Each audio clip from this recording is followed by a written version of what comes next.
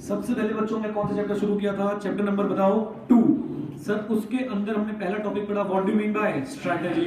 फिर सर हमने एक टॉपिक और पढ़ने की कोशिश की, what do you mean by strategic management. Strategic management में बच्चों ने 4 चीजें कवर करी थी, मीनिंग कवर किया था, फ्रेमवर्क कवर किया था, ऑब्जेक्टिव कवर किया था और सर इंपॉर्टेंस कवर करी थी। फिर बच्चों इसके बाद हमने स्ट्रेटेजिक मैनेजमेंट पढ़ने के बाद हम लोग आगे बढ़े, हमने देखा स्ट्रेटेजिक डिसीजन मेकिंग। याद है स्ट्रेटेजिक डिसीजन मेकिंग?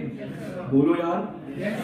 अच्छा जी सर, अगला टॉपिक जो हमने पढ़ा था वो हमने पढ़ा विजन।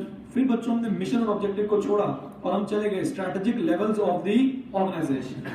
क्या बोलते हो? हाँ क्या ना सर? ये सब पढ़ने के बाद हम गए सर बैक गियर में और हमने पढ़ा कॉम्पिटिटिव स्ट्रेटेजी। कॉम्पिटिटिव स्ट्रेटेजी पढ़ने के बाद बच्चों हमने बिजनेस पॉलिसी कवर किया।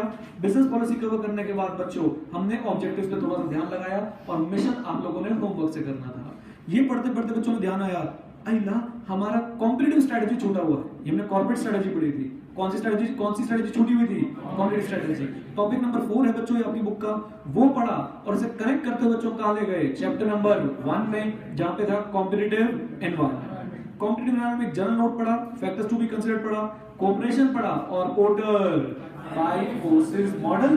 पोर्टर 5 फोर्सेस मॉडल बच्चों में 3 टॉपिक पढ़े थे सर। 3 टॉपिक कैसे कैसे थे? एक उसका मीनिंग पढ़ा बच्चों हम लोगों ने, इंट्रोडक्शन। दूसरा हमने पढ़ा 5 फोर्सेस कौन सी हैं, उनका इफेक्ट क्या क्या है, और तीसरा था हाउ टू यूज इट। इस प्रकार बच्चों हमारे कॉम्पिटिटिव एनवायरनमेंट कंप्लीट हुआ।